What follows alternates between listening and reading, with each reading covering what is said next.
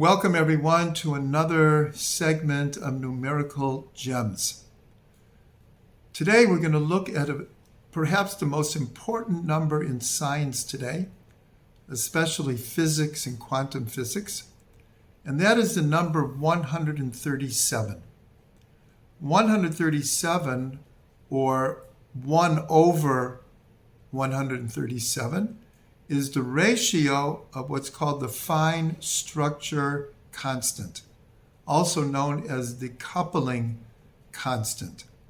This is the ratio, 1 over approximately 137, that explains how elementary particles interact with light. We know from the very famous equation E equals mc squared, where c is light, that light plays a very important part of understanding the structure of the universe. And elementary particles, which exist in all of reality. So this number, 1 over 137, represents the very structure of our universe.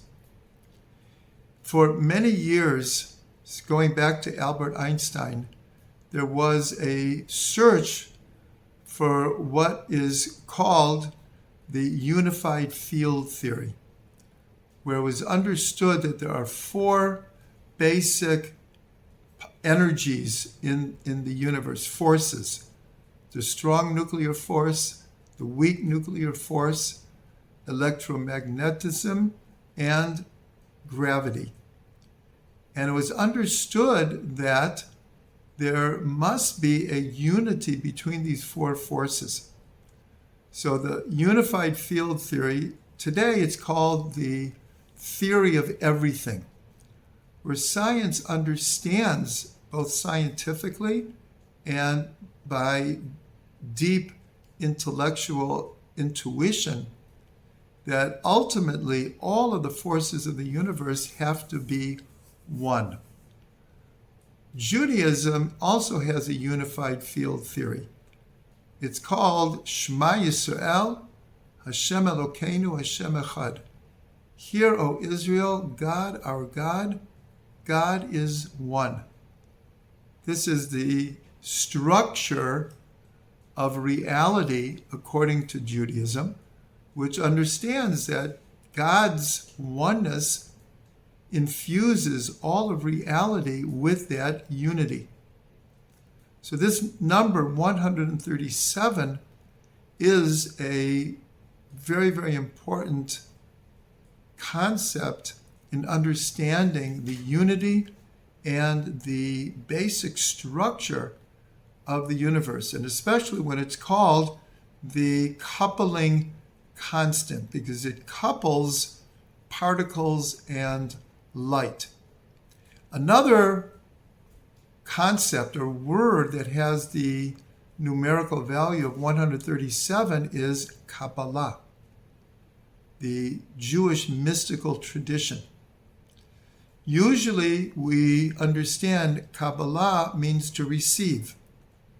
The received mystical tradition in Judaism is called Kabbalah. But Kabbalah has another meaning, and that means to make one-to-one correspondences. We see that in the making of the tabernacle, the Mishkan, in the desert, which became the prototype of the temples in Jerusalem, which later became our synagogues, are prototypes for the synagogue today. In the Mishkan was the menorah. There was also the ark and the showbread. And these symbols appear in our synagogues today. At the time of the Mishkan, it was surrounded by curtains. And this word, Kabbalah, is spoken about in relationship with these curtains, where one set of curtains had 50 loops on one side, and the other set of curtains had 50 loops on the other side, and they were held together by golden clasps. And the Torah says, makbilot halulaot, that you had to line up the 50 loops so that the clasps could fit in and make a one-to-one correspondence. That was the word Kabbalah, makbilot halulaot. And then it says, when you put these curtains together, v'haya hamishkan echad, and the tabernacle, the Mishkan, became one. So here we see the actual meaning of Kabbalah. The purpose is to be able to be sensitive and to apply one's intellect to understand that everything in the universe is connected. There's correspondences between all things. And this is behind the idea of a unified field theory. The idea to make the Mishkan Echad, to make the tabernacle one, depends on being able, our consciousness, to be able to see the unity in a world of plurality. We have so much stimuli, but we have to learn to see the oneness behind all of them. So here we see this number 137 as perhaps the most important number in science today.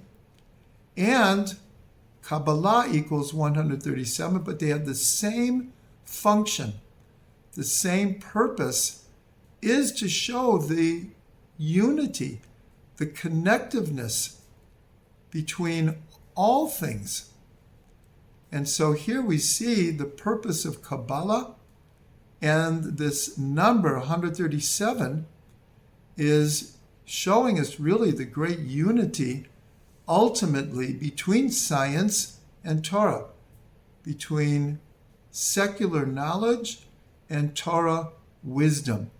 May we all be blessed to see God's oneness and to incorporate it and integrate it into our worldview and the way we look at the world and the way we understand ourselves vis-a-vis our Creator.